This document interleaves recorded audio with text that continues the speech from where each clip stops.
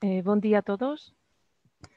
Sou Ana Serrano, responsável de transferência de tecnologia de ZETAEX. Vamos dar início à jornada final de mapa de subprodutos do projeto Innoase. Penso que já nesta altura estamos todos acostumados a esta nova forma de comunicação, mas se há alguém que ainda não tem trabalhado nesta plataforma, vou explicar brevemente algumas considerações. Durante o evento, desligue o microfone e a câmera para favorecer o bom desenvolvimento geral da atividade.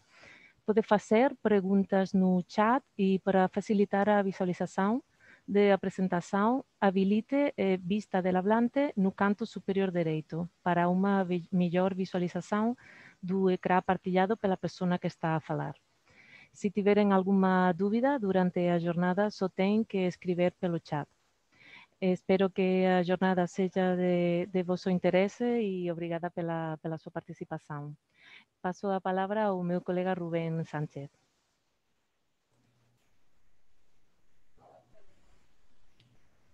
Buenos días y muchas gracias por la asistencia e interés por este mapa de subproductos agroalimentarios que hoy os presentamos en sociedad.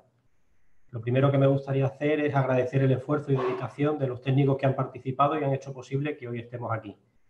Ana Isabel Cordeiro, Paula Ricardo, María García Carballo, Francisco Mondragao, Maula Paulo del Instituto Politécnico Portalegre de Universidad de Elvas. Bruno Palma, Sofía Camacho, Margarida Santos, Teresa Almeida, del Parque Científico Tecnológico del Alentejo. Laura Moreno, Ana Espejo, Sara Machuca, del Centro Tecnológico Agroalimentario Extremadura, ZETAEX. Y, como no, también a los técnicos de justificación de proyectos de las distintas entidades implicadas, que son personas que no se ven, pero que son también parte fundamental del proyecto. En la jornada de hoy, aparte de presentaros el mapa de subproductos que realizará la docente e investigadora principal Ana Isabel Cordeiro del Instituto Politécnico de Portalegre, también queremos hacer hincapié en la importancia de la revalorización de los subproductos agroalimentarios y de la economía circular, para lo cual nos realizará una presentación el vicepresidente del Instituto Politécnico de Portalegre y director del Laboratorio Circular del Alentejo, el señor Luis Loures. Finalmente, también queremos aportaros la experiencia en revalorización de dos empresas, una portuguesa, la Cooperativa Agrícola de Regueros de Montserrat, Carmín, dedicada al sector vitivinícola. La presentación la realizará su director de producción, el señor Luis Veladas, y otra empresa española, Troil Vegas Altas, dedicada al aprovechamiento de sus productos del sector oleícola, cuya presentación la realizará el señor José Calapa, director de Troil, a los cuales también agradecemos su colaboración en el proyecto y en esta jornada. La idea del mapa de subproductos se puede decir que surgió sola. Más bien, se puede decir que surgió como una necesidad que plantean las empresas que se dedican a revalorizar los subproductos agroalimentarios. Estas empresas, cuando necesitan innovar en sus productos para generar unos nuevos o cuando pretenden instalarse en una nueva ubicación, necesitan saber qué recursos potenciales disponen y, muy importante, dónde se encuentran esos recursos, ya que no debemos olvidar que estamos hablando de subproductos y la rentabilidad de estos es muy ajustada. Esto nos hizo crear una herramienta web en la cual las empresas puedan encontrar una información que sea fiable y que les ayude sobre todo a tomar decisiones. ¿Qué aportamos para los sectores del tomate de industria, del vino, del aceite de oliva y el sector hortofrutícola? Bueno, pues una identificación geográfica de los centros productivos, una cuantificación del volumen y la estacionalidad de producción, algo que es muy importante en el sector agroalimentario, y un análisis físico-químico completo de los subproductos generados. En este mapa nos hemos centrado en los sectores más importantes de nuestra zona, pero esperamos que esta herramienta resulte dinámica y se pueda actualizar con datos de futuras campañas agrícolas y también poder ampliar a otros sectores muy importantes como es el sector ganadero. El proyecto pertenece a la convocatoria del Programa de Cooperación Interreg España-Portugal 2014-2020 en el proyecto Innoace de innovación en productos y procesos. Es por este motivo por lo que está centrado en el Alentejo portugués y en la Comunidad Autónoma de Extremadura. Pero, como he comentado, estaríamos encantados de poder ampliarlo a otros territorios y otros sectores. Sin más, y esperando que la jornada os resulte provechosa, doy paso a la investigadora Ana Isabel Cordeiro, que nos va a realizar una descripción en detalle del mapa de subproductos agroalimentarios.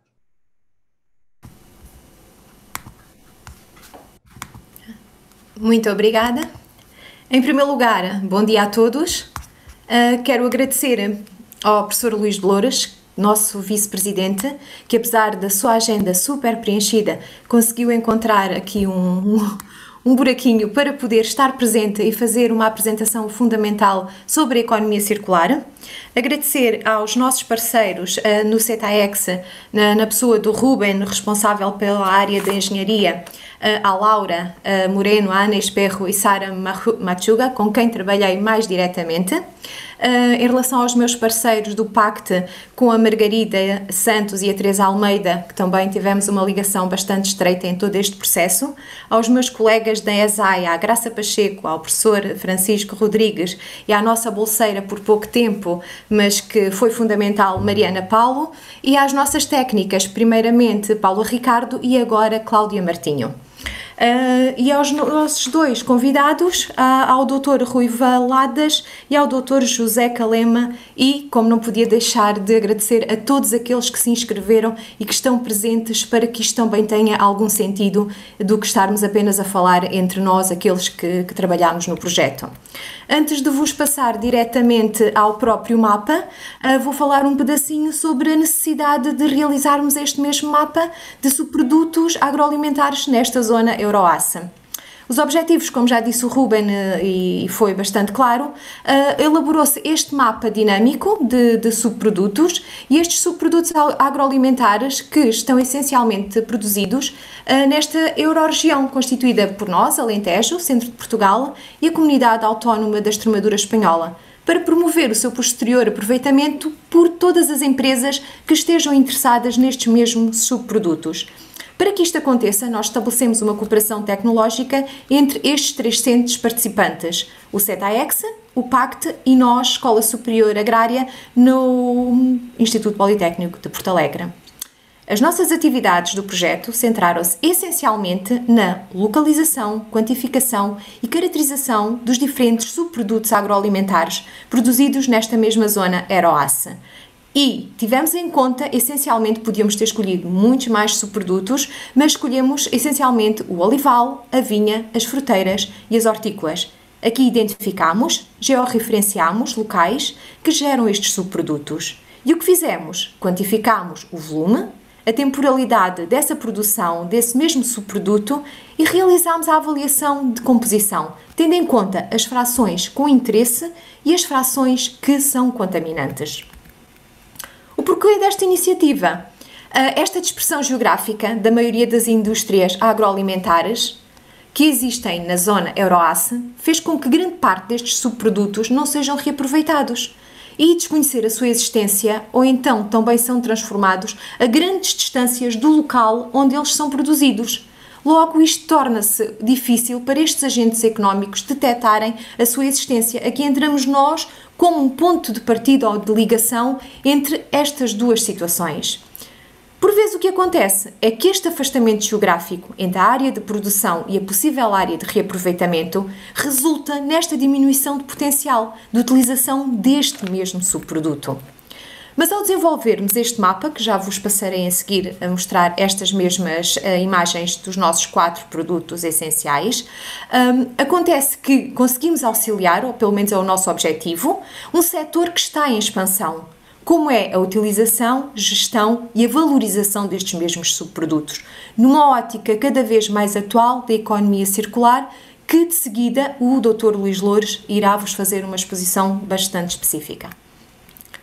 Em relação a lagares, estes mesmos subprodutos, portanto no caso da olivicultura e toda a atividade da indústria oleica, produzem uma grande quantidade de resíduos e de subprodutos, como é essencialmente o caso do bagaço da azeitona e do seu próprio caroço. E isto tem o quê? Um alto impacto potencial em termos ambientais, pelo que devemos de ter cuidado de o gerir da forma mais adequada. Este mesmo bagaço, que é obtido da extração do azeite tanto por centrifugação de 2 fases, é um produto de consistência semissólido ou viscoso e formado por restos de polpa e caroço esmagado. Nós seguimos todos estes processos para fazer estas análises físico-químicas de todos estes subprodutos. Aqui temos que ter em conta sempre a alta relação de carbono-azoto e das quantidades abundantes tanto de lignina como de celulose, hemicelulose, além dos importantes níveis lípidos, hidratos de carbono e os próprios fenóis. Em termos de pH, eles variaram entre alto e levemente ácido. No caso concreto do caroço da azeitona, normalmente obtido diretamente do próprio bagaço gordo, úmido ou bagaço bifácico, por um processo de centrifugação e de triagem. Também pode ser obtido através do processo de aspiração ou triagem. Isso depois depende de cada local em concreto. É uma das melhores biomassas conhecidas e tem um elevado poder calorífico, baixo teor em cinzas e uma excelente conservação. É altamente valorizado, principalmente no caso das caldeiras domésticas e industriais e noutros processos, como a produção do próprio carvão ativado. O seu uso ao nível doméstico é a aplicação mais competitiva em relação a outros combustíveis. Já no caso, em concreto, de um dos segundos parâmetros, as indústrias hortofrutícolas, esta atividade industrial no setor de frutas e legumes produz uma grande quantidade de resíduos e de subprodutos agroindustriais. E estes excedentes, desperdícios, muitas vezes, temos todos, como a maioria nós sabemos, existe um determinado padrão e às vezes esta falta de tamanho, esta cor inadequada ou mesmo a elevada quantidade de água de lavagens não carece desse mesmo tópico. Então vai ter que ser descartada. Através de quê? Do refúgio e do subproduto sólido resultante desse mesmo processamento de fruta. Na maioria desses resíduos ou subprodutos, possuem na sua composição compostos que são interessantes, não só do ponto de vista nutricional, como da alimentação humana e também animal, e noutros usos, como até a própria cosmética e medicamentos, e constitui ainda uma boa matéria-prima para a obtenção de novos compostos e até mesmo materiais. Longe de considerar que estes resíduos ou subprodutos serão um problema, é aqui que é um dos nossos grandes objetivos e tem que ser considerados um recurso, uma oportunidade de negócio, alternativa, complementar à comercialização de projetos. Portanto, este é algo que nós queremos deixar em aberto, que esta jornada final não seja algo final deste determinado projeto, mas sim um caminho a abrir para novos produtos. Estes mesmos subprodutos, mas agora aqui na parte da transformadora de tomate, o processamento do tomate é essencialmente dividido na constituição das peles e das sementes. A pele do tomate é rica em fibras e licopeno. Exemplo disso, e também as lamas de depuração. A partir da transformação do tomate para a indústria são produzidos subprodutos que representam 3 a 4% da matéria total processada. Estes subprodutos têm um alto elevado de umidade, aproximadamente 70 a 80%, o que os torna muito perecíveis e têm outros inconvenientes. O alto custo de transporte, portanto, uma empresa que está interessada nestes subprodutos, mas que está totalmente distanciada do local de produção e terem baixo valor nutricional. Por fim, as adegas, portanto, a indústria do vinho produz subprodutos de cultivo na videira, como restos de poda e também outros subprodutos de produção de mostos ao mesmo vinho. Como exemplo disso, as borras vinícolas resultantes da fermentação. A composição média da uva, que entra na maioria das adegas, é de 83% em polpa e os restantes 17% compostos por peles, sementes, engaços e borras, que geralmente são descartados. Portanto, eliminar deste material representa milhões de toneladas de resíduos subprodutos que são produzidos, mas que são passíveis de poderem ser reaproveitados. Atualmente apenas o bagaço é usado, pois é destinado à produção de álcool, a partir do qual, no entanto, pouco retorno económico é obtido, devido ao atual excesso de destilação. Por outro lado, a quantidade de material orgânico gerado da própria vinha é considerada uma fonte de doença até para as próprias videiras, caso ela não seja devidamente retirada do próprio local. Por esses motivos, o uso e a obtenção destes resíduos é uma prioridade estratégica, tanto para as indústrias vinícolas, como em geral para todo o setor vitivinícola. Estas borras vínicas da fermentação são resíduos formados por decantação de biomassa e de levedura, responsáveis pela fermentação alcoólica do próprio mosto. Esta população microbiológica será, em maior ou menor grau, heterogénea, dependendo da inoculação ou não de uma determinada estirpe de levedura selecionada e da sua própria implantação. Estas populações de bactérias láticas e ou acéticas, bem como diferentes sais tartáricos e resíduos vegetais derivados do processo da vindima, podem encontrar-se também acumulados no fundo de um depósito após a própria decantação. E caracterizamos todos estes subprodutos. De seguida, a geolocalização destes mesmos subprodutos resíduos. Criámos uma base de dados através de um aplicador WebSig, na qual identificamos, através de mapa e informação, que vou já passar a seguir, complementar associado à localização e contacto de diferentes empresas. Nós iniciámos o projeto até com questionários a algumas dessas empresas, que a maioria delas acabou por ficar referenciada no nosso projeto. Fizemos uma descrição, uma caracterização físico-química desses subprodutos, que também está apresentado no próprio projeto. Dentro destes resultados, conseguimos fazer uma classificação entre pequenas a médias empresas e grandes, tendo em conta o quê? O seu volume de produção desses mesmos subprodutos. O resultado final deste projeto, nós esperamos que vá facultar a qualquer empresa interessada uma ferramenta WebSig que disponibilize informação sobre localização, quantidade, temporalidade de produção, a descrição e a caracterização analítica destes mesmos subprodutos das diferentes indústrias referidas. E para vocês poderem aceder ao mapa, têm aqui, fica tudo aqui disponibilizado. E agora penso que a parte mais interessante do nosso projeto, ou seja, o resultado a que conseguimos chegar. Portanto, no primeiro link tenho o resultado do projeto geral, porque nós apenas somos uma das tarefas deste mesmo projeto. Existem vários colegas que estão nas outras tarefas e vou apresentar o link da nossa tarefa. Portanto, resultado a que chegamos com o nosso projeto. Um mapa de subprodutos agroalimentares, onde vocês podem voltar a ler, caso interesse, o caso dos objetivos. Portanto, o porquê desta iniciativa e os diferentes setores. O setor do azeite. Como podem ver, nós colocamos, tendo em conta que é um projeto Interreg, um projeto INOAS, nós colocamos nas duas línguas, como é evidente. Ok? O azeite. Portanto, os subprodutos produzidos no lagar, como já vimos anteriormente, o bagaço da azeitona, caroço da azeitona, porque cada adega poderá ter, cada lagar poderá ter produtos específicos. E agora? Os nossos resultados. Localização na zona Euroas.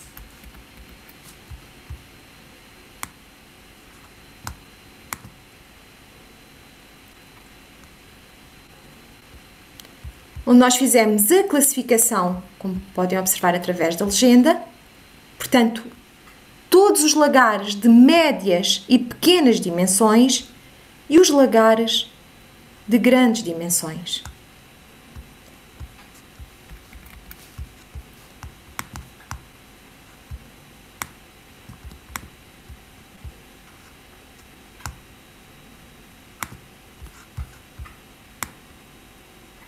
A nossa caracterização físico-química dos subprodutos.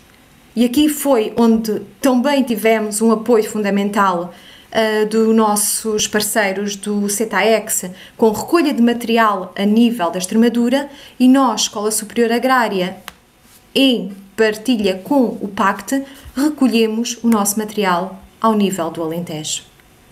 Portanto, as nossas caracterizações, com o grande apoio do CETAEX,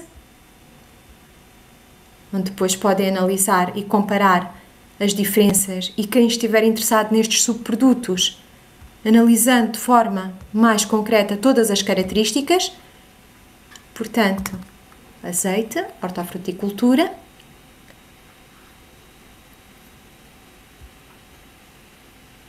isto queremos normalmente que seja mais rápido, mas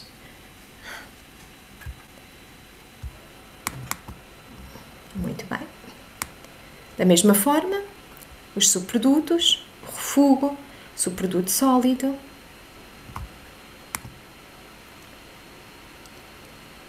Portanto, a localização, da mesma forma, das pequenas e médias empresas e das grandes empresas em termos hortofrutícolas.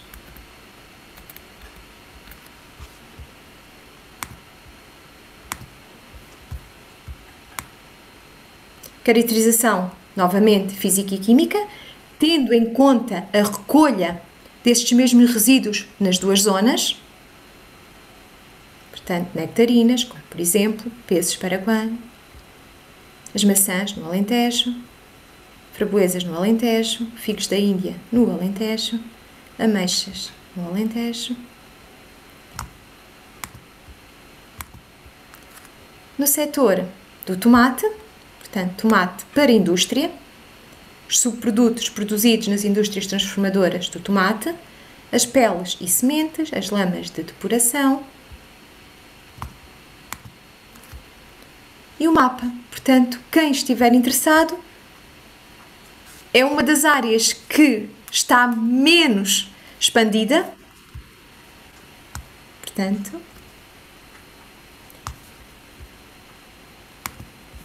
e o último setor por nós estudado, o setor do vinho.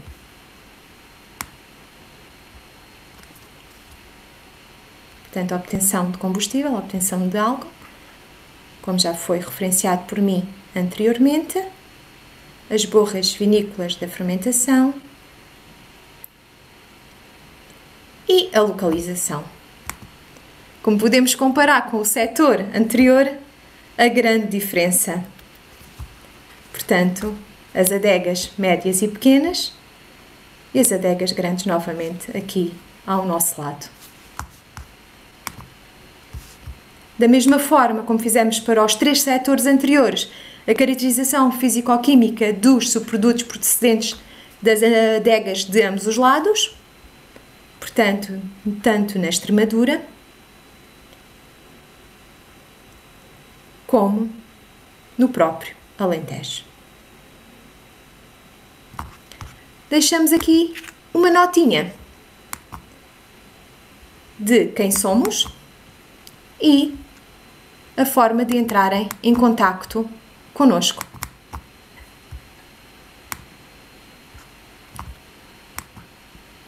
Assim que ele quiser aceitar.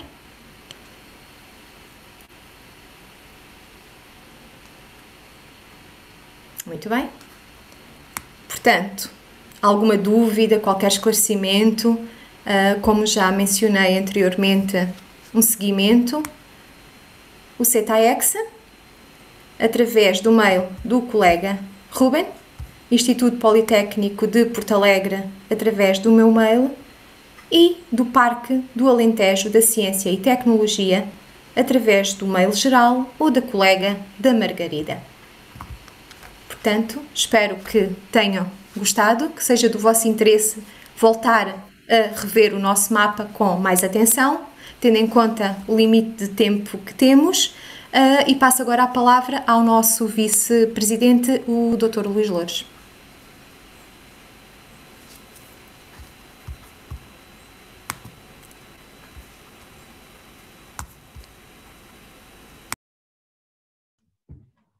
Bom dia a todos. Entretanto, vou iniciar já aqui por compartilhar a tela convosco para ficarmos já enquadrados naquilo que serão os aspectos desta apresentação. Queria agradecer naturalmente à organização destas jornadas o convite que me foi dirigido. A agenda, como a Ana referiu, é um bocadinho complicada, mas arranja-se tempo para aquilo que são os eventos importantes aos quais o Politécnico está ligado, e este é sem dúvida um deles. Não só por aquilo que este projeto pode representar também ao nível do Alentejo, mas também a sua relação com uma área que é uma área muito, muito importante para esta região, que faz parte da sua, é um dos domínios que está evidenciado na sua estratégia regional de especialização inteligente e que por esse motivo merece da parte do Politécnico de Porto Alegre e dos seus parceiros todo o destaque. Quando me convidaram para fazer esta pequena apresentação relativamente àquilo que são as questões ligadas à questão da economia circular, eu achei que fazia sentido que se integrasse nesta apresentação, que terá que ser naturalmente breve, as questões ligadas àquilo que é, por um lado, a região Alentejo, onde nós operamos, e por outro, aquilo que é a atividade do Laboratório Circular do Alentejo, inserido numa estrutura mais ampla e representativa da região, que é o Fórum da Economia Circular do Alentejo.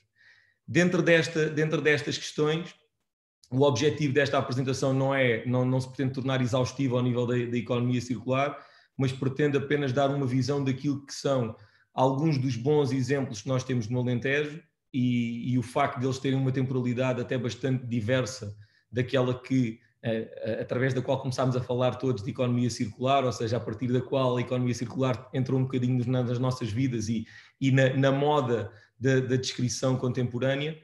E por isso o objetivo desta apresentação, como vos dizia, prende-se um bocadinho com a possibilidade de fazer aqui um enquadramento muito geral. É do conhecimento geral que nós, os padrões de consumo que temos tido ao longo das últimas décadas não são compagináveis com aquilo que é a sustentabilidade e a capacidade de carga do planeta.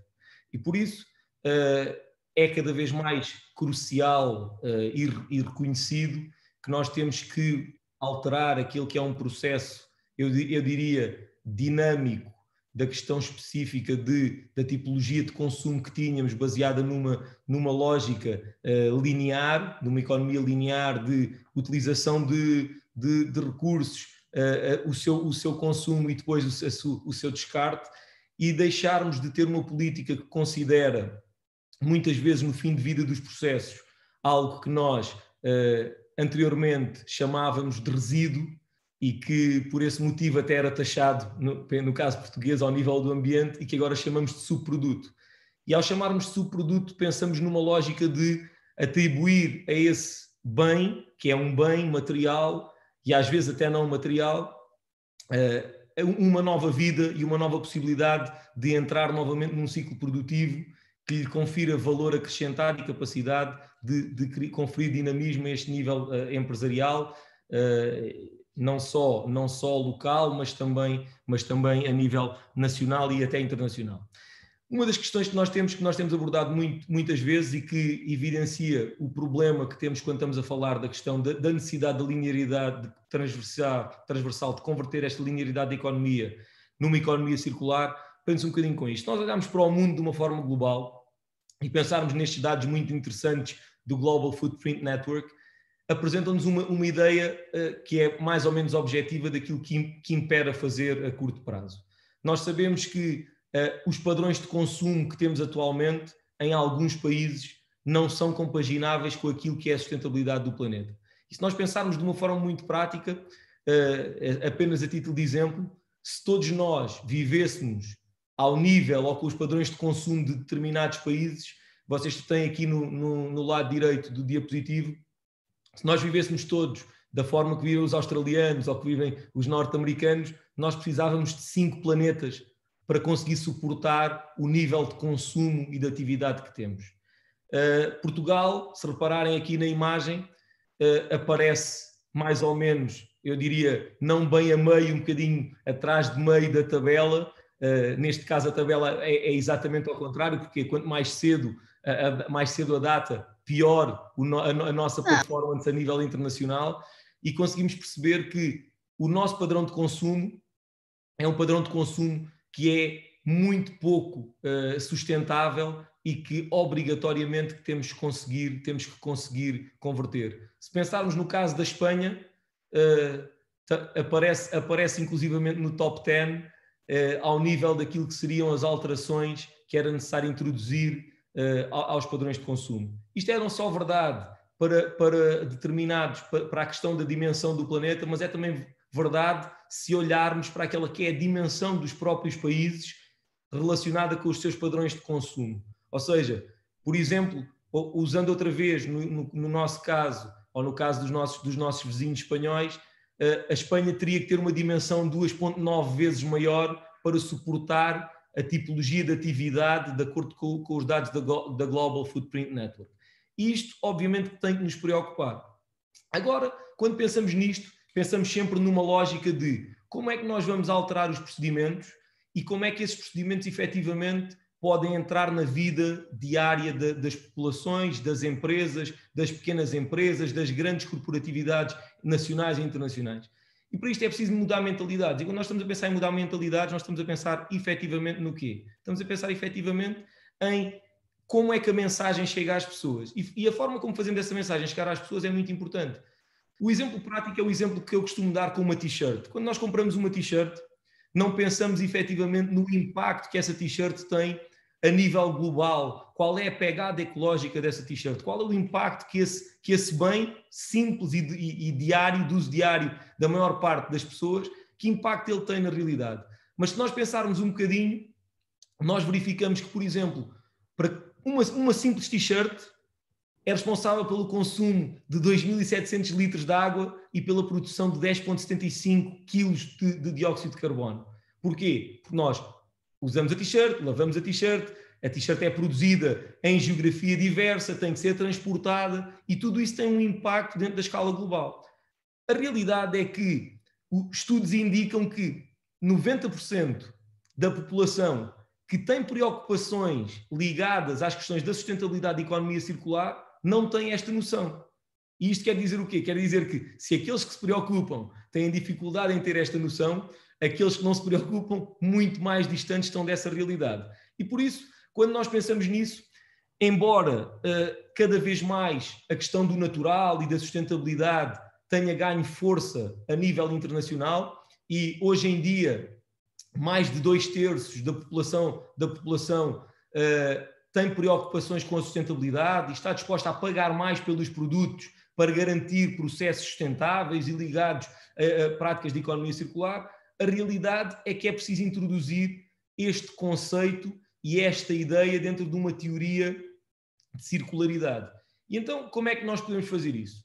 Nós, ao nível da região Alentejo, através do Fórum de Economia Circular e também do Laboratório Circular do Alentejo, temos tentado fazer com que as boas práticas passem a estar no dia-a-dia das comunidades empresariais. Para quê? Para que se perceba que, efetivamente, não é mais oneroso, não é mais demorado implementar teorias de circularidade e que elas podem até ter um benefício efetivo para aquilo que é a sustentabilidade dos processos.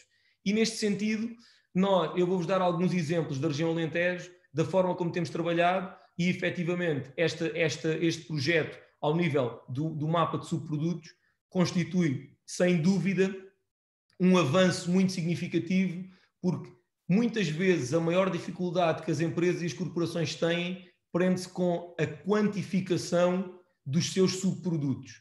Não só do ponto de vista da empresa que os produz, mas efetivamente da cadeia de valor que os pode vir a utilizar. E é muito importante nós sabermos em que volumes eles são produzidos, em que quantidades e qual a sua periodicidade e disponibilização para uma eventual indústria. E então aqui o que eu acho que é muito importante termos a ideia é que a região Alentejo, vizinha da Extremadura espanhola, representa 1/3 do território nacional e embora seja uma região com uma densidade populacional muito reduzida, contém aquilo que são, eu diria, os ingredientes essenciais para poder ser uma região onde a possibilidade de aplicação dos resultados deste projeto é muito importante. Porquê? Porque é uma região com um setor agrícola muito forte e onde a agroindústria representa um papel determinante naquilo que é o desenvolvimento regional. E por isso, nós temos trabalhado essencialmente ao nível do Alentejo em 4 domínios essenciais, um ligado à questão da valorização energética e económica de resíduos, neste caso subprodutos.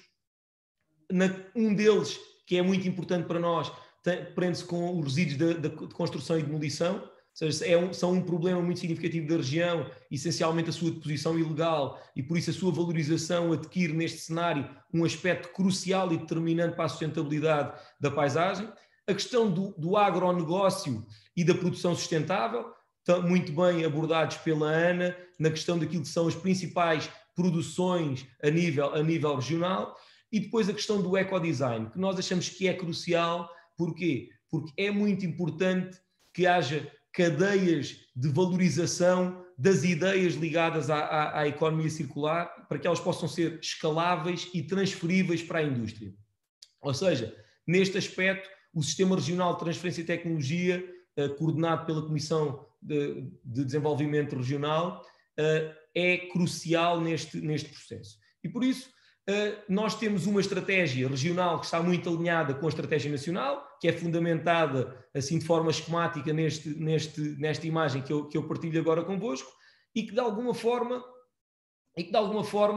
tem por base aquilo que é a definição simples e objetiva de um processo de circularidade da economia. Não é? Estamos a falar de um processo que é um processo complexo, mas que pode ser de uma forma muito simplista, resumida em 6 fases, e nas quais o design do processo e o planeamento do processo desempenha uma fase essencial para o sucesso das propostas. E por isso, nós temos aqui uma estratégia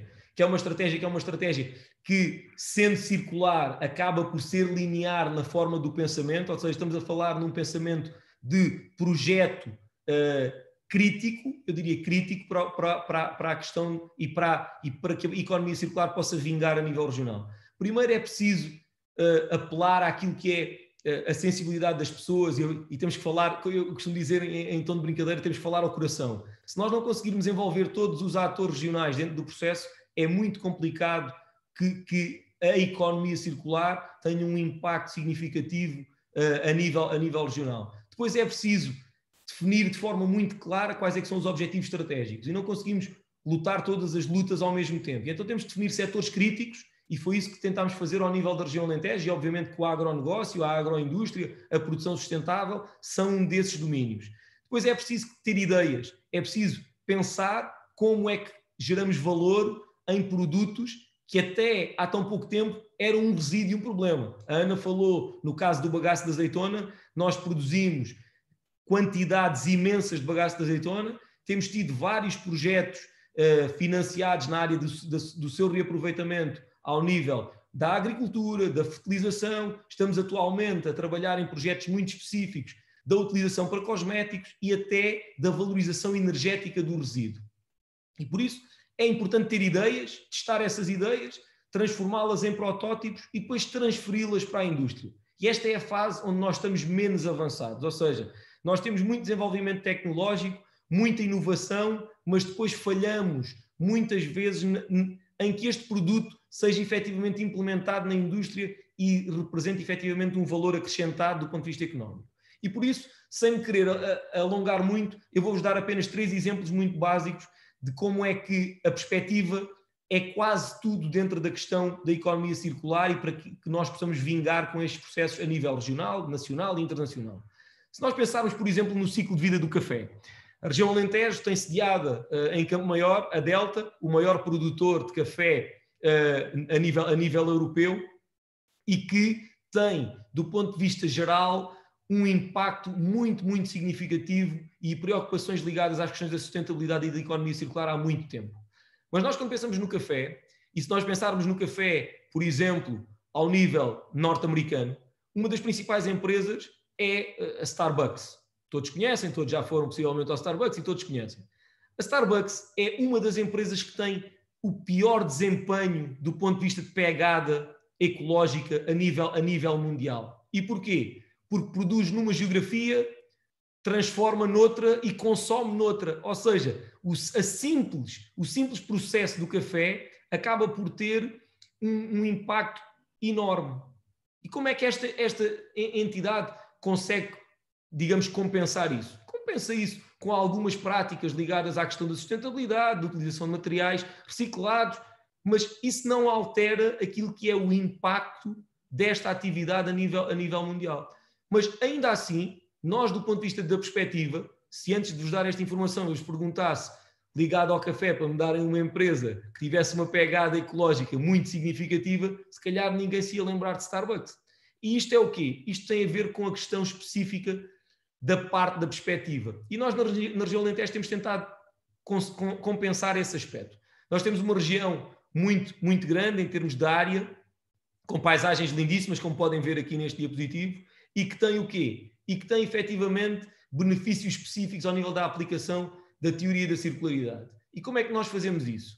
Se voltarmos ao café, a Delta, pelo menos o primeiro registado, o primeiro projeto registado que tem ao nível daquilo que nós chamamos hoje de economia circular, data de 1961.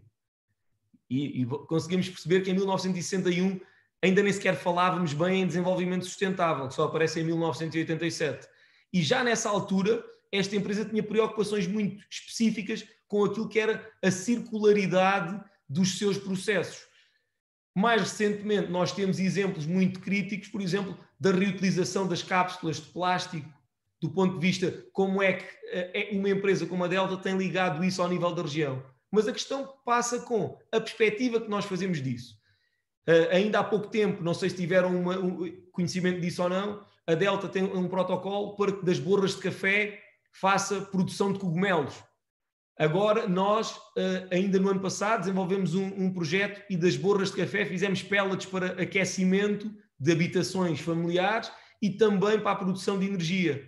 E se nós pensarmos que, em média, consumimos cerca de 10 milhões de cafés por dia, nós conseguimos perceber a quantidade de resíduos que geramos. Agora, a importância é qual? A importância é conseguir valorizar esses resíduos e dar-lhes uma utilidade que seja relevante. E por isso, nós temos muitos projetos ao nível da região Alentejo. Este projeto, o Plá Carvões, não sei se conhecem ou não, mas é um projeto também ligado ao setor agrícola, que visa a conversão de plásticos utilizados na agricultura, quer em mangas de rega, quer em situações de cobertura, para a conversão em carvão ativado, e com este processo através da limpeza. É um projeto muito, muito interessante.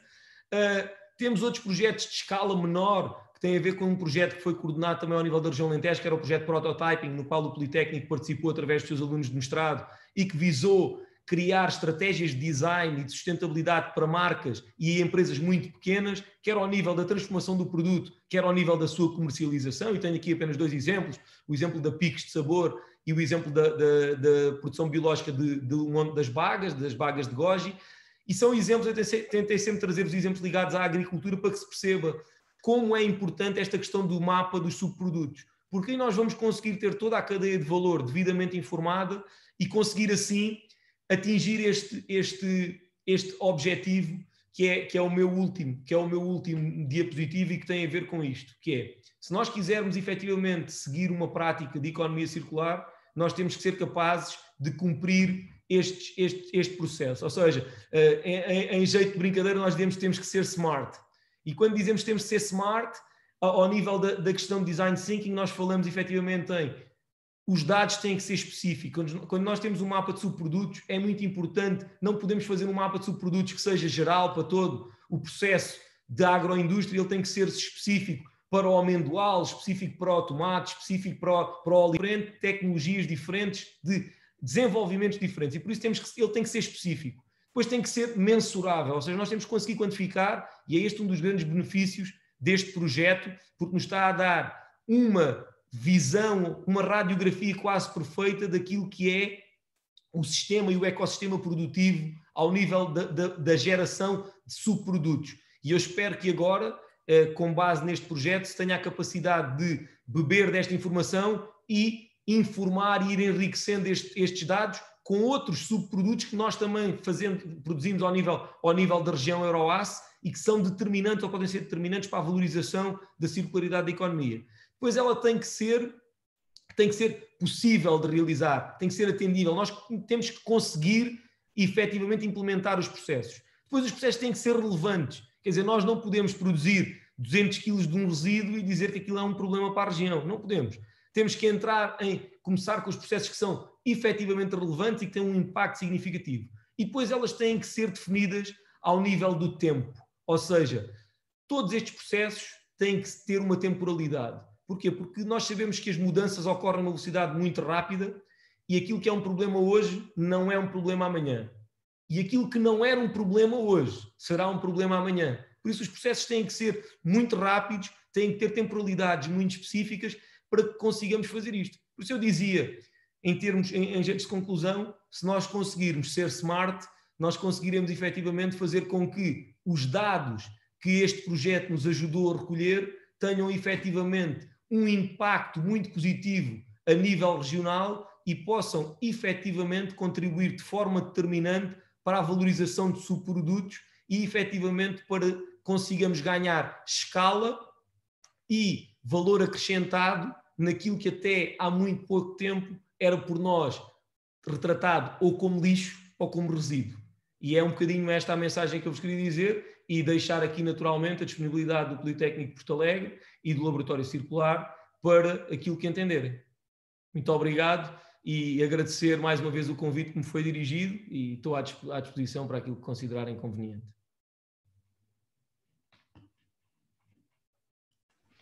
Muito obrigada, Luis.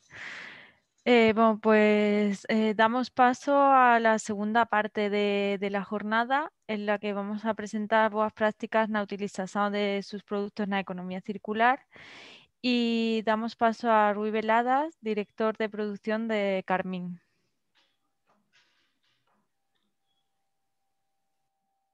Bom dia a todos. Agradecer em primeiro lugar em nome da Carmín o convite que nos foi feito. Vamos tentar de uma forma sucinta apresentar a nossa realidade e também, obviamente, agradecemos todos os contributos que possam dar para a melhoria da nossa atividade. A Carmín, para quem não nos conhece, está situada a cerca de 40 km a sul de Évora, junto aqui à fronteira com Espanha. Nós possuímos mais de 3.000 hectares de vinha e temos também uma pequena atividade de olival, muito menor do que a produção de uva, mas ainda assim com alguns pontos de contacto a nível de aproveitamento de alguns subprodutos, que já vou falar a seguir. A Carmín, a partir desses 3.000 hectares, recebe anualmente cerca de aproximadamente 20 milhões de quilos. Nos últimos anos tivemos aqui alguns problemas de ondas de calor, alguma redução diária que nos tem puxado a produção para baixo, mas a nossa média histórica não está ainda muito afastada dos 20 milhões.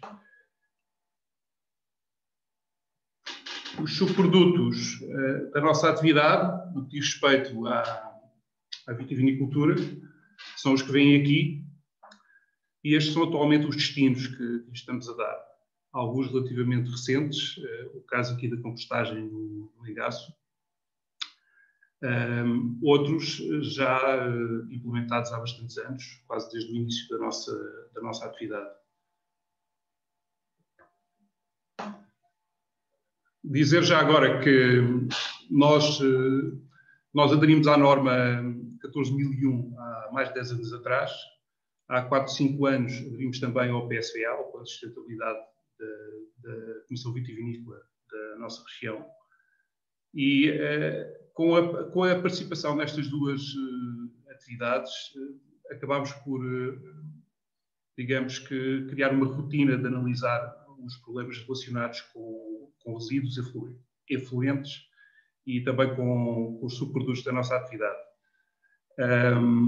Isso tem-nos vinculado a um plano de melhoria anual e alguns projetos estão neste momento em curso relacionados com vários destes temas, nomeadamente com os subprodutos. Bagaço de uva produzido anualmente andará dentro destes valores, das 4.000 toneladas. A grande maioria está a ser vendido para destilação, ou em destiladores nacionais ou aqui ao lado, em Espanha. Apesar de termos uma pequena atividade de destilação, de produção de aguardente bagaceira, também alguma produção de aguardente vínica nas nossas instalações, mas uma atividade residual. Temos um projeto com participação de várias entidades a correr há cerca de 2 anos. Temos, digamos, uma extensão desse projeto a ser preparada com participação, inclusive, de algumas entidades do outro lado do Atlântico, no sentido de analisar aproveitamento de bagaço para a indústria alimentar, nomeadamente farinhas alimentares, etc. Já existem alguns resultados que pareceram bastante promissores. Ainda não nos deram a provar os biscoitos ou os produtos resultantes desse trabalho de investigação, mas contamos que possa estar aqui uma via interessante para aproveitamento deste produto. Relativamente ao engaço, o que vem aqui, estas 200 toneladas, são apenas uma fração, aproximadamente os 40% da totalidade de engaço que é produzido pelas nossas vinhas. Acontece que existe uma forte implementação nos últimos anos de vindima mecânica e, portanto, há muito deste engaço que está a ficar no campo. A grande maioria dele, até há 2 anos atrás, estava a ser fornecido aos nossos associados para a alimentação animal e para a incorporação nos terrenos, mas um dos problemas que nos apercebemos é que controlávamos muito pouco o destino que este engaço depois efetivamente tinha e apercebíamos que, com certa facilidade, quem ficava com ele depois não lhe dava a melhor das utilizações. Por exemplo, se não era utilizado de imediato para a alimentação animal, já não servia para esse fim, acabava por ficar acumulado, às vezes, nos terrenos de uma forma imperfeita, de forma que começámos a analisar a possibilidade de avançar pelo processo de compostagem. O primeiro investimento que foi feito foi em trituradores de engaços, que nos permitiram deixar o produto em condições de poder ser utilizado em compostagem. O ano passado foi o ano zero. Este ano, já velocidade um pouco mais de cruzeiro, passámos a compostar a maior parte do nosso engaço, embora numa das adegas ainda tínhamos falta de mais um triturador. Aqui, é aqui que entra também alguma incorporação de outro tipo de subproduto, resíduos, quisermos chamar assim, nomeadamente da atividade de produção de azeites, porque da limpeza da azeitona, a folhagem é também incorporada nas pilhas de compostagem. E estamos vindo a perceber que existe outro tipo de resíduos vegetais que temos podido incorporar ali com bons resultados. Já temos análise do composto, os valores parecem bastante interessantes e, portanto, parece-nos um caminho a seguir. Não será nosso objetivo, pelo menos para já, comercializar o produto. O objetivo é fornecer aos nossos associados para, precisamente dentro de um processo de economia circular, fazer a incorporação nos seus terrenos. Relativamente a borras de vinho,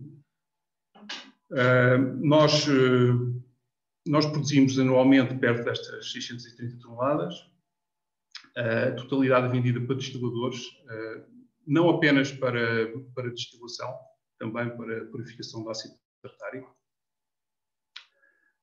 Aqui, o que nos parece bastante mais viável é algo que provavelmente a breve trecho iremos implementar, será uma filtração de borras que nos permita reduzir fortemente o volume que estamos a produzir anualmente e, simultaneamente, aproveitar algum vinho que possa ser reaproveitado para a nossa produção. E, finalmente, uma atividade que possivelmente já está em desuso em algumas adegas, na nossa ainda se continua a justificar, na nossa opinião, porque possuímos depósitos de grande dimensão, alguns deles em cimento, e que produzem uma quantidade bastante significativa de ZAR. Nós estamos a removê-lo das paredes dos depósitos, estamos a secá-lo e estamos depois a fornecer, muitas vezes, às mesmas empresas que nos estão a ficar com o nosso produto, a nível de borras, para destilação. Portanto, resumidamente, esta é a nossa realidade.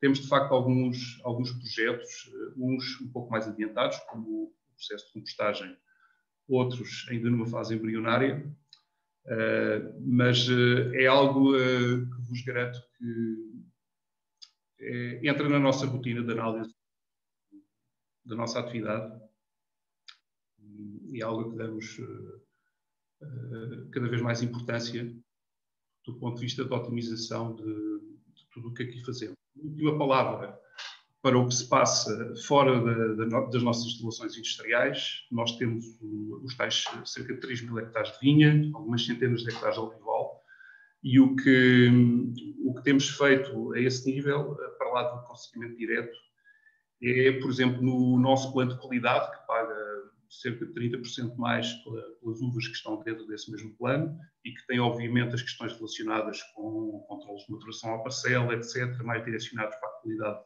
da uva, para a qualidade do vinho. Temos também como pré-requisito a participação, a inscrição e participação ativa no plano de sustentabilidade da Comissão Vitivinícola Regional Alentejana, de forma a que, e é preciso dizer que esse plano de sustentabilidade tem uma abordagem bastante realista, no sentido em que não impõe uma única velocidade, tem, digamos, é bastante modulável às diferentes realidades que existem no campo e portanto, pareceu-nos que está bastante ajustado à nossa realidade no nível de campo e daí temos-lo tornado como um pré-requisito para a participação no nosso plano de qualidade e na melhor remuneração das nossas uvas. E terminava aqui, à vossa disposição para algumas questões.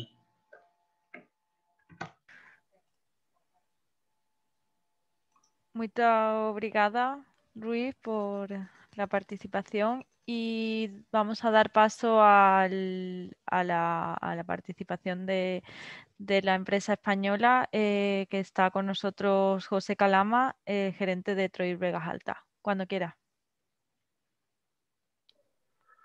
Bueno, no, ¿se me escucha bien o no? Sí, se te escucha perfectamente. Bueno, no sé si me veis, he puesto la cámara, pero no sé si se me ve o no. Sí, también. Lo primero, bueno, daros las gracias a todos por invitarme. Lo segundo, pediros perdón porque aquí tenemos muchos problemas con el ancho de banda en mi empresa. Me llevé la cámara para preparar la presentación y me he dejado la cámara en casa, cosas del directo y bueno, en fin. Me voy a ajustar al tiempo, no tengo presentación que daros, espero ser bastante conciso y explicar bueno, lo que ha dicho ya Ana y Luis Loures sobre los residuos, los subproductos de la almazara. Voy a ser un poquito conciso en la explicación de lo que hacemos en Troil, que ya está bastante explicado, y más me centraré en varios aspectos sobre qué pienso de la economía circular y las opciones que tenemos los que tratamos sus productos para seguir adelante en la lucha en la que creemos y que no es fácil, ¿vale? Bueno, Troil básicamente recoge los subproductos de almazara del alperujo de 8 empresas de la zona, en la cual recogemos anualmente entre 47.000 y 65.000 toneladas de alperujo, dependiendo de la campaña. Nuestro proceso, ahí quiero hacer hincapié en lo que ha dicho Ana, desde el principio es un proceso de 3 fases. ¿Por qué? Porque al trabajar en 2 fases, todo el alpechín que queda en el alperujo hay que secarlo y el proceso de secado es muy ineficiente. Entonces nosotros desde el principio trabajamos en 3 fases en nuestra almazara, de tal forma que aparte de tener que utilizar la mitad de energía en el secado del alperujo, porque el alpechín lo secamos prácticamente al sol, aunque tenemos una torre de concentración. Y obtener un producto final, el cual no tiene ahora mismo en España, yo creo que ninguna otra orujera. Básicamente, ¿qué es lo que hacemos? Bueno, pues tratamos nuestro orujo, en el cual primero quitamos el hueso a la masa, con lo cual tenemos un combustible, como ya han dicho, que básicamente se utiliza como combustible, es bastante competitivo en precio con respecto incluso al gas natural, con respecto al gasoil, es muchísimo más barato, entonces es un producto final fácilmente vendible y colocable en el mercado, ¿no? Después hablaré sobre ese asunto de economía circular. Una vez deshuesado el alperujo, lo pasamos a una almazara, una almazara en el que tratamos el alperujo como una almazara normal, pero tratamos orujo en vez de aceituna. Una cosa que quiero decir y que me imagino que aquí todo el que trabaja con sus productos lo sabe, pero en la mayoría de las presentaciones hago hincapié, es que nadie se da cuenta de que para cada kilogramo de aceite que consumimos o que tenemos disponible en el mercado, se producen entre 4 y 5 kilogramos de sus productos que hay que tratar de alguna forma. 4 si es un olivar tradicional y 5 con los nuevos superintensivos. Luego el producto va cada vez a más, ¿no? Cada vez va a haber más subproductos, hay más aceite de calidad, pero cada vez hay que tratar más subproductos. Y hay que tratarlos porque si no colapsamos el sistema, si no hay capacidad de tratamiento, que ahora estamos en ese punto tanto en Portugal, en la zona del Alentejo, como a nivel nacional en España, o hacemos algo y aumentamos la capacidad o vamos a tener problemas, ¿no? Y es mucha la cantidad de alperujo que hay que tratar. Muy bien, una vez que hemos obtenido el combustible, como he dicho, el hueso, lo pasamos por la almazara de tal forma que ¿qué hacemos en la almazara? En la almazara nosotros, al ser de 3 fases, deshidratamos mucho más, deshidrato más el producto en la almazara que en el secadero, sin utilización de energía térmica. ¿Qué pasa? Que después ese alpechín nosotros lo devolvemos a las balsas, en las cuales dejamos tanto que decanten los sólidos en suspensión para el futuro tratamiento, y además el sol a lo largo del año en mi tierra como en el Alentejo hace su trabajo bastante bien, evapora mucha agua, hace calor, tenemos mucha radiación solar y hace que eliminemos prácticamente la mitad de ese alpechín solo, sin aplicación de ningún tipo de energía, ni fósil, ni biomasa, ni nada. El sol se encarga de ello.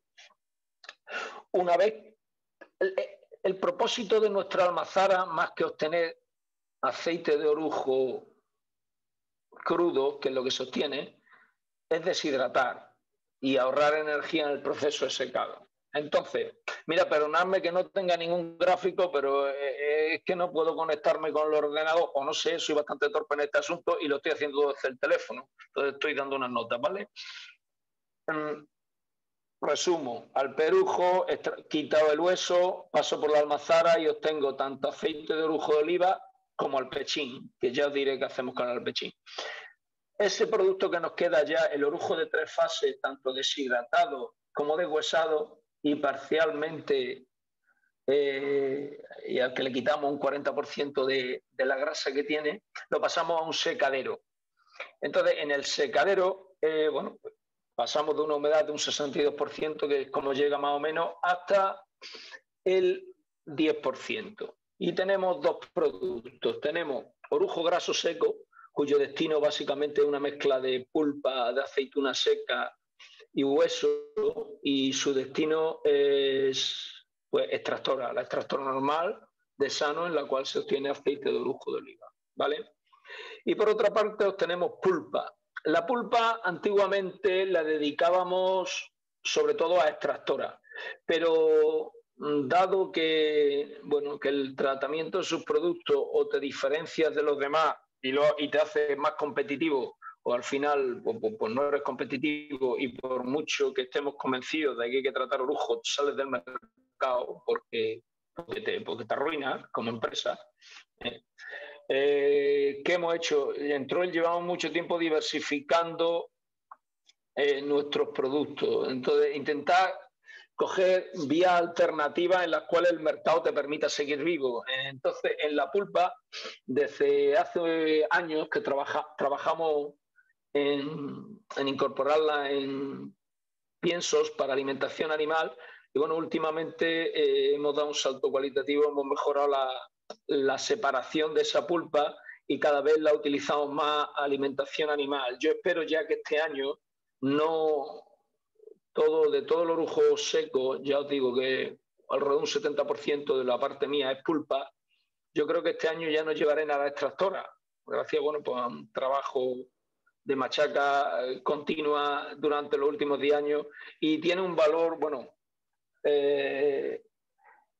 nos da un valor añadido a la producción considerable, pero claro, esto no se basa en solo que la gente se dé cuenta, hay que convencer al ganadero de que lo utilice, y gracias a proyectos en los que estamos con ZX y con otras empresas desarrollando el producto, se ha visto que la alimentación animal enriquecida o utilizando pulpa de aceituna, que siempre ha estado ahí, pero no se ha utilizado, pues por tradición, porque a la gente le gustan los piensos blancos, porque los piensos que oscurecen y la pulpa oscurece el pienso para que es de sus productos y que no funcionaba.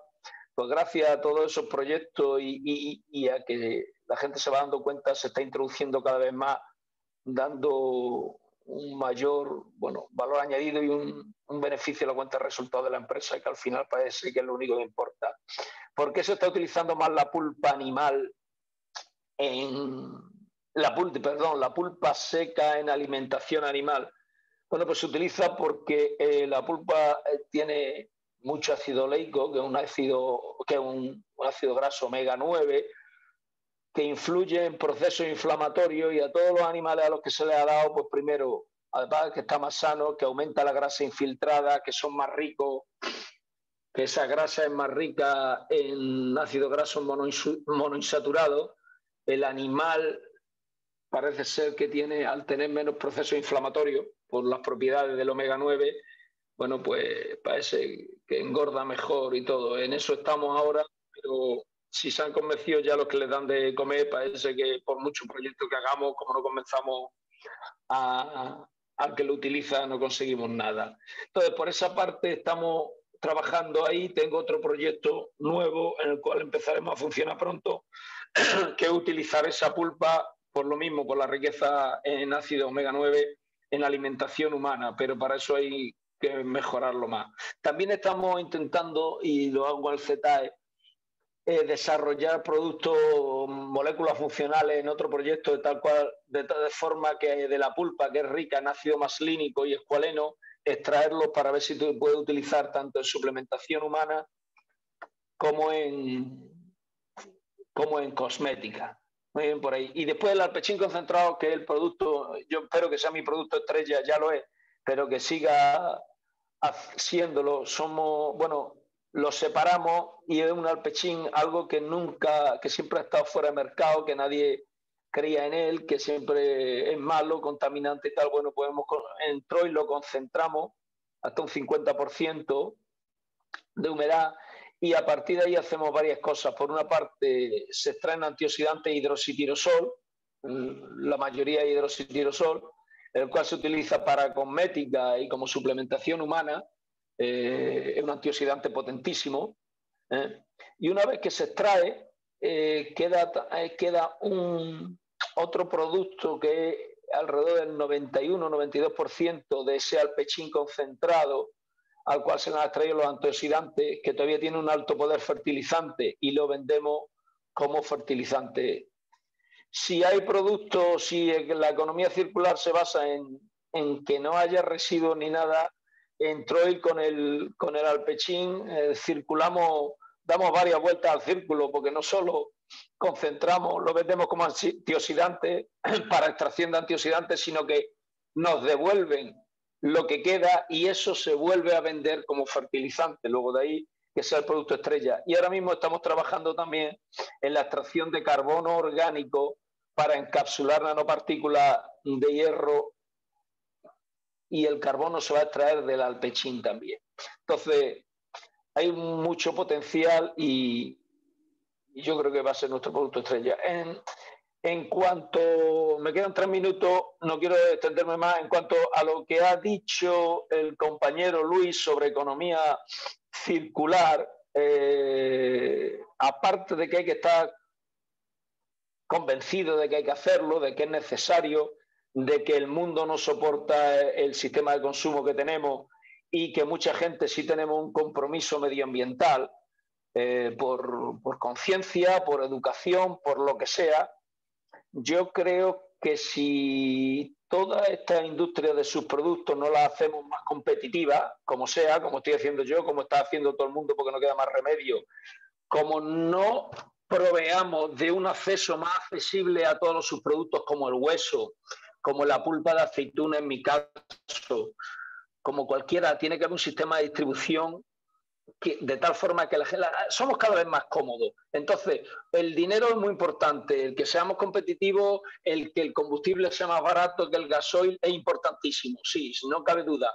Pero también llega un momento en que somos cómodos. O tenemos una forma accesible de tener el hueso de aceituna en nuestras calderas en casa, o, como pasa a muchos clientes, por lo menos míos, es que prefiero el gas, es que prefiero el gasoil, aunque me gaste más. Entonces, yo estoy convencido de que hay que seguir por este camino y de que hay que buscar un mundo con más economía circular y en el que no abusemos tanto de recursos fáciles y baratos, será porque nos sobra el dinero, pero como no hagamos nuestros subproductos más asequibles al mercado y más baratos, más competitivos, la gente se mueve más por el dinero que por la conciencia social. Creo yo, ¿eh? Bueno, y eso es todo. Me queda 1 minuto, así que me gusta ser breve y no aburrir al personal. Perdonadme que no haya podido tener la presentación, pero se me ha ido la cabeza. Lo siento mucho. Muy bien, muchas gracias. Muchas gracias por la participación, José. Gracias. Gracias. Bueno, pues con la última intervención de José Calama vamos a dar por finalizada la jornada de presentación de los resultados y quería dar las gracias a todos los que habéis asistido a la jornada y a los ponentes por su participación. Cualquier duda que tengáis está en la página web del proyecto, en la página web de los subproductos agroalimentarios. Muchas gracias a todos. Gracias a vosotros por invitarme. Muchas gracias a todos.